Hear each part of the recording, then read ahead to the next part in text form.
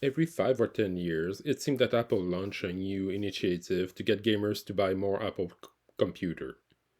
The new one last year was Metal Tree Framework, letting you convert your game more easily, said Apple in June.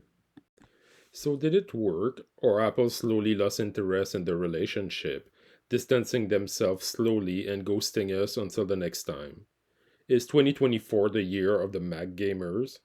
Having a base 2020 M1 MacBook Air with 8 gigs of RAM and a 256 SSD, I wanted to test Apple claim, but I realized how things are a little more complicated than that. I had to travel unexpectedly, and I decided to travel lighter this time. Well, as lighter as a geek can.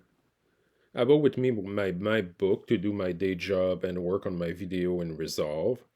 I brought the RG35XX to finish my review that should be out now. And I brought my ROG Ally because if I don't bring it on trip, what is the point of the console? No, I played Divinity Original Sin 2 on my MacBook, and it's performed way better than my Latitude 5310 and this horrible HD 4000 graphic card that was in it. Even 720p low was too much for it to handle. Now, I could just install Divinity on the Ally, but the 7-inch screen is way too small. And one interesting point is that the game is 60 gigs on PC, but only 19.5 on Mac. I know for the screen size, I could just plug an external monitor, but I don't know. It just felt that like the Ally is already space constrained with PC game taking way more space with 4K asset. So it just seemed that to leave Divinity on my laptop was a better solution. Maybe 3 or 4 years ago, I did try Destiny on Stadia and using my work laptop. The connection at that time was only 30 mbps, and I was using Wi Fi and an Xbox controller. Honestly, it was smoother than I expected.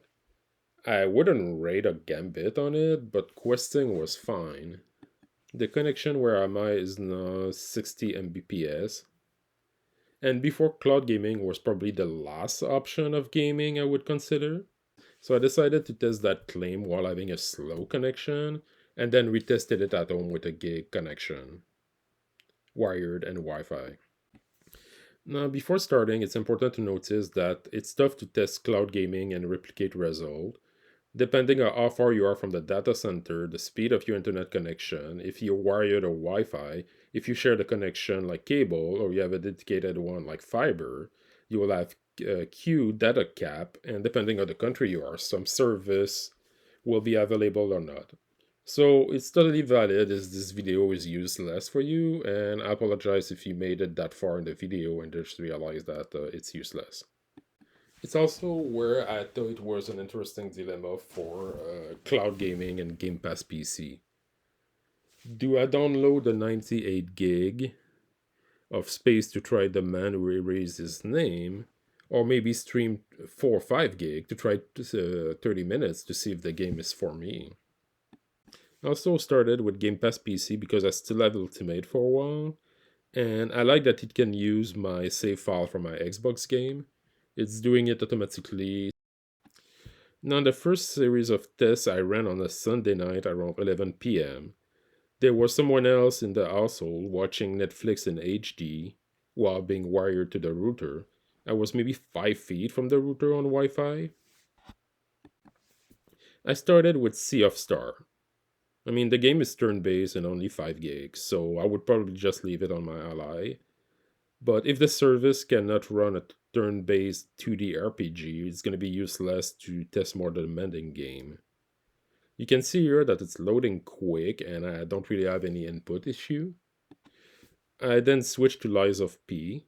Know that I will never get good, but I didn't feel that I was playing locally, so after a couple of minutes, I forget about the fact that I was playing on the cloud and just got annoyed at the boss, so success indeed. Now, for the next series of tests, I tested it on a Saturday at noon with the full connection available for me. I started with Pokemon with guns and it was fine. I just did it for 5 minutes. I was just hoping that putting the name of the game in the description of the video will make it viral, so nothing to say about that game because I didn't really play it. Then I moved to Persona 3 Reload, just launched it. I was just checking the 3D environment. I really wish I could play more of the game. We'll watch the new content. Also, where is Femc? Now that I mostly test 2D stuff, it was time for the heavyweight. Forza Horizon 5 and Starfield. Loading into the festival, there were like a second delay between command when I was pushing a button, and the car was just not responding. I saw firework in the background, and I thought that maybe particle effects were making the driving worse. So I just pushed the accelerator, drive in the middle of nowhere for 2 minutes, and then it seemed that the environment loaded properly because everything became smooth.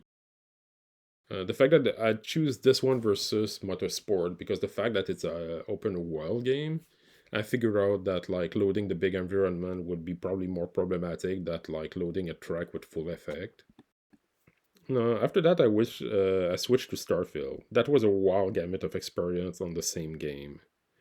The first time I played on that Sunday night, I tried to aim and shoot something, and the lag was just horrible. I could not just aim correctly. So I dismisses the game and said, well, that's not happening.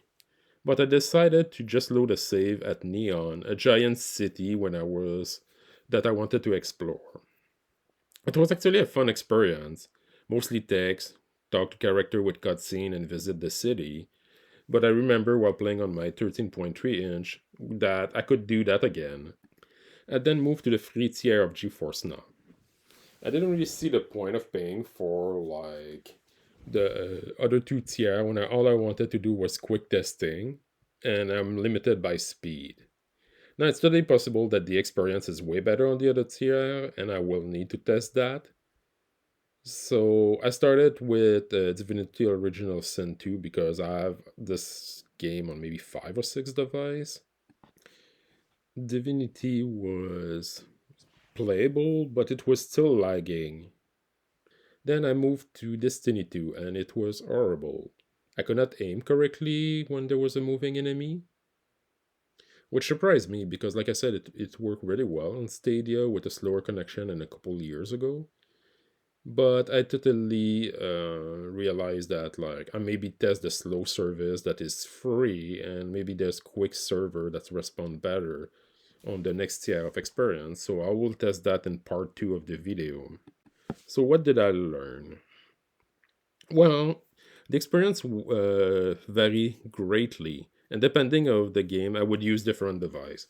Divinity is gonna stay on my laptop for traveling and my gaming PC when at home. Destiny is local on my Aero GLI if I'm traveling, but I'm probably just gonna play it on my Xbox if I'm at home. Sea of Star will stay on the Ally, but it's mostly because I have fond memory of Persona 4 Golden and Persona 3 Portable on handheld. Lies of P will be on my Xbox and Ally because the game is small for the 3D environment. Forza is like 120 gig, so often I just want to play a race or two, or just like drive around in Mexico. So I think the cloud is perfect. You just load the game, take a couple minutes, you just drive for like 5 minutes and be done. For Starfield, I'll probably continue the game on Xbox, but from time to time I could see me just playing on the couch on the Ally locally. But if I want to explore a city and I'm already on my laptop, I could see me grab a controller and just continue that way. Thanks for watching.